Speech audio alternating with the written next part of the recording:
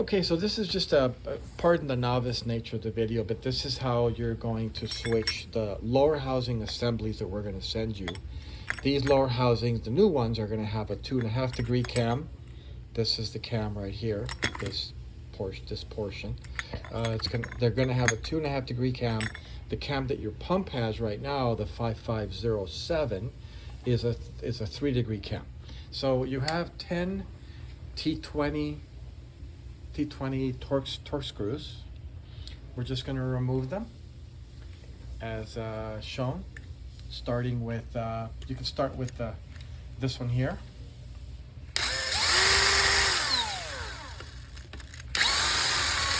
It's T20 or T25? 20.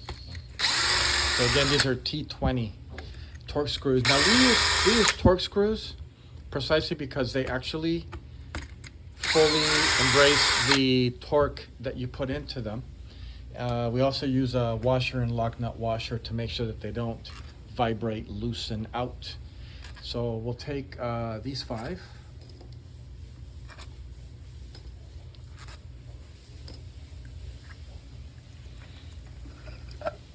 That removes the pump head from the motor.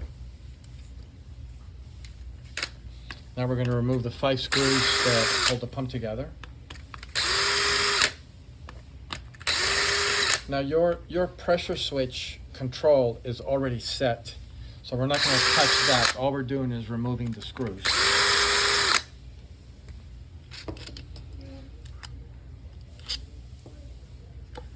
Right, so the upper housing assembly comes right off, exposes the valve housing assembly, which is going to come out just like that. That has all the valves.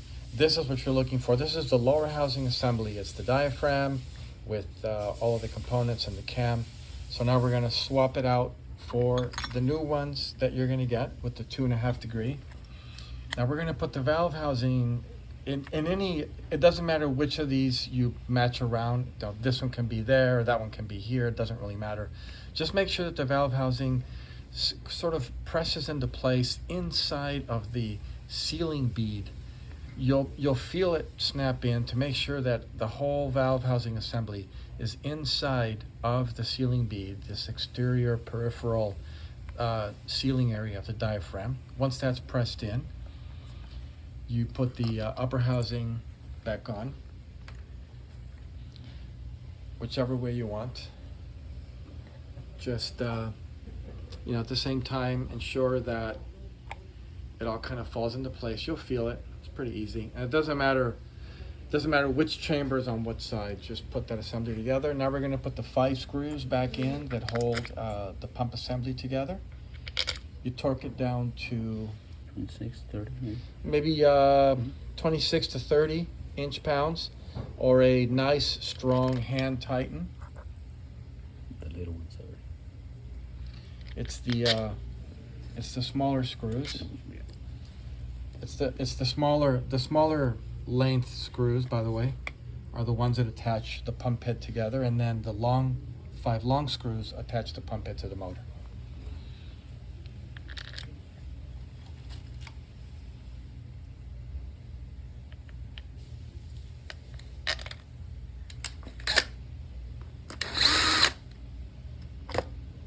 And we're going to tighten them just like you would the bolts of a tire of a car. You want to cross tighten them. Make sure that you get a nice even level tightening down through the cross tightening.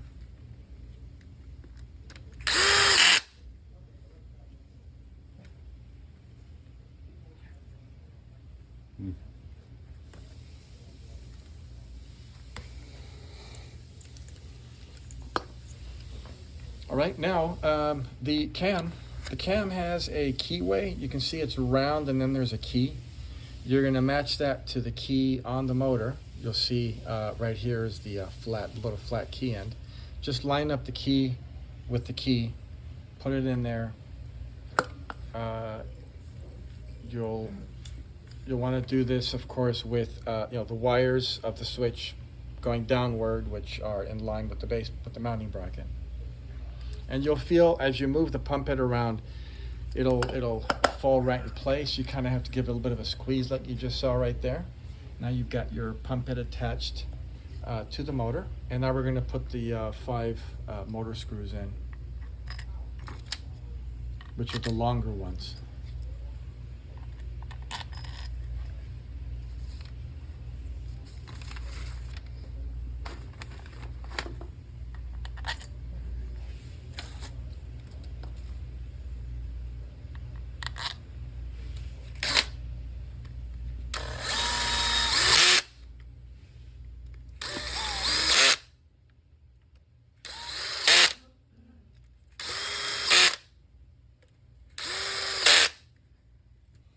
Okay, and then you're going to reattach the wire coming out of the cable. There's a spade connector that attaches to the wire coming out of the motor that connects the switch back to the motor. Give it a nice push so you can feel it engage, and you're all set. That's how you change you swap out a lower housing. Now you're going to have a 5506 pump as we described. I hope this helps.